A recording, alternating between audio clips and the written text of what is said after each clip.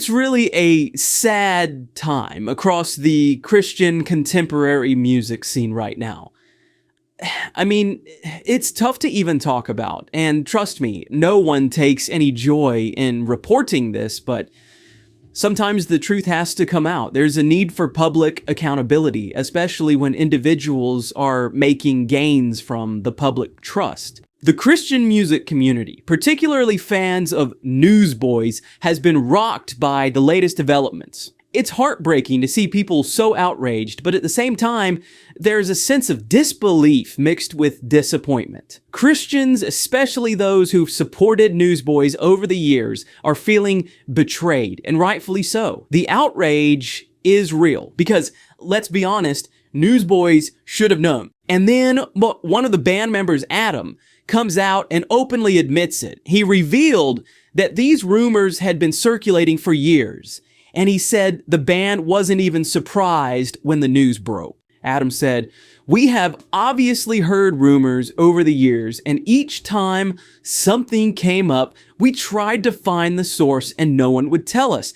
We asked Tate each time something would come up and he would deny it emphatically. He called a meeting the first week of January, and none of us knew that the next day we would be a 4-piece band instead of a 5-piece. He had always said we would be doing this together until we were 70 years old. That's the truth, and you can believe it or not. I hate all of this and think it's incredibly sad. I'm so sorry for the victims and proud of them having the courage to speak up." So, indeed, it wasn't a surprise to the band, even though they made an official statement claiming they were shattered when they read the news. This was not new information to them, as rumors about Michael Tate's double life had been circulating for quite some time. This raises a key question. Why didn't the management of Newsboys investigate these rumors sooner? I bet the management knew something was off. In fact, Faith Live, a concert organizer, canceled Newsboys' 2025 Canadian tour, citing a lack of transparency regarding Tate's abrupt exit. Faith Live took the time to investigate and found something fishy. If an external organization could conduct a thorough investigation in just a few months, it's hard to believe that Newsboys, with all their resources, couldn't have looked into it for the past 15 years. According to the Roy's report, radio stations are pulling Newsboys music from their playlists, starting in small markets like Pequot Lakes, Minnesota, Grand Forks, North Dakota, and Geelong, Australia. And while it may have started small, this is only the beginning. Every station that drops them is sending a loud and clear message. We won't support this. We won't stand by people who turn a blind eye to abuse, to manipulation, and to the exploitation of others. David Wonders, the program director at 104.3, The Pulse in Minnesota, wasted no time in making the call. He pulled all of Newsboys' music from the station the morning after the report broke. And why? Because he's not just standing up against Tate, he's standing up against the entire system that allowed this to happen. He's making a statement saying that if the band knew or suspected what Tate was doing and chose to ignore it, then they are just as guilty. And let's face it, that's hard to argue with. How many times were these rumors brushed aside? How many times did they ask Tate and take his word, even though deep down they must have known something wasn't right? Wonders went on to say something that hit hard. As someone who has hosted Newsboys in concert, played them on the air, and helped them build their platform, I feel deeply betrayed. I am ashamed that I played a part in helping build the celebrity that Tate exploited to prey on others. And you know what? He's right to feel betrayed, because all of us who have supported this band over the years are now left picking up the pieces of that broken trust. This isn't just about one man. It's about an entire community, a music scene, and fans who believed in these artists. We were misled, and now the truth is coming out, and it's ugly, and we have every right to be furious. You know, Newsboys were my absolute favorite band growing up.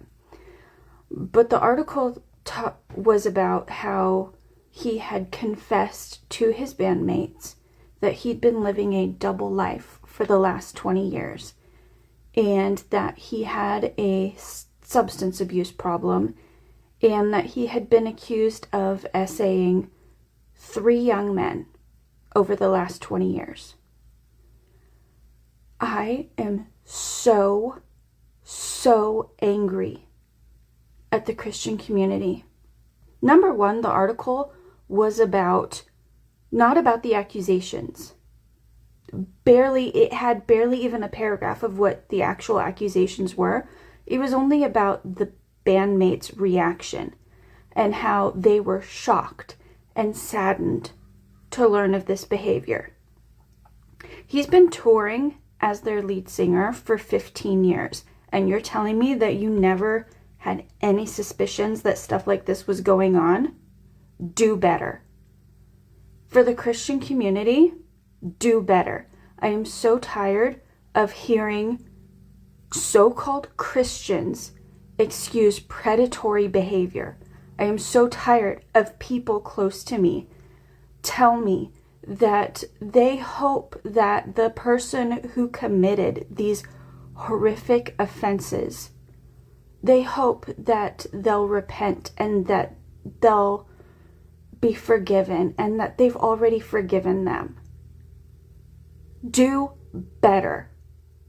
I am so tired of people excusing this kind of behavior just because the person claims they are a Christian.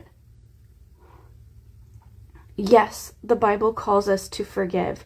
Yes, Jesus says to forgive. But stop excusing the behavior. Stop making it okay. Men get away with this for so long because of people who consistently insist on making excuses for it. You know that feeling you get when you meet someone and something about them is just off? You can't really explain it, but your spirit kind of tenses up around them and you're just like, what is it that I'm feeling right now? Well, a couple years ago, I met Michael Tate from the Newsboys. I was fangirling so hard, wanting to take this here picture. And I remember being so excited, but Michael was not excited at all. He looked highly bothered, okay? He rarely made eye contact. He didn't smile other than in the picture right here. He was sitting on the couch the entire time on his phone, texting and making phone calls. He didn't even bother to make conversation. Not that he had to, right? But he could have said hi or bye, have a nice day, nice taking a picture with you. Because I was doing all the talking. I was the one that was very excited. And I understand celebrities being in public places sometimes it's like, hey, whoa, I get a lot of fans coming up to me all the time. Okay, I'm a little exhausted here. No time for pictures. But there were no paparazzi. We were the only ones in the lobby. And I figured, why not? And I was so embarrassed. I was so afraid to ask. And my boss went ahead and did me the favor, took a picture. Now, it doesn't take a lot in a normal, regular day to go out of your way and say hi to somebody or start a small conversation, which Duncan here did. He had no problem doing so. And Michael was so dismissive. And I just figured, okay, maybe he had a bad day. Maybe he's in a terrible mood. Maybe the private jet he was about to get on didn't have something he liked. And in light of the allegations going on with Michael Tate right now, I was just thinking about how my discernment in that moment makes a lot of sense now. I'm not claiming I know anything, but I did feel something. And I think a lot of times a lot of us do feel certain things about some people and we just choose to ignore it. And I'm just saying all this because us as Christians, it's so easy for us to confuse charisma with character. We idolize people on stages. We find a way to relate their songs or their sermons to our faith. But popularity is not necessarily purity. And just because people like this have a platform does not necessarily mean that they're walking in the spirit. But at the end of the day, if something doesn't sit right with your spirit, pay attention and stop confusing these Christian artists' fame for faithfulness. A TikTok user comments that it's really a downtime for newsboys, pointing out how stations like K-Love and Air One have suddenly stopped playing their music. If this is true, it's a clear sign that the fallout from this scandal is taking a serious toll on their reputation. K-Love and Air One are major players in the Christian music world, and for them to pull Newsboys songs really highlights how much this situation has shaken the public's trust in the band. Another TikTok user mentions taking Newsboys off their playlist.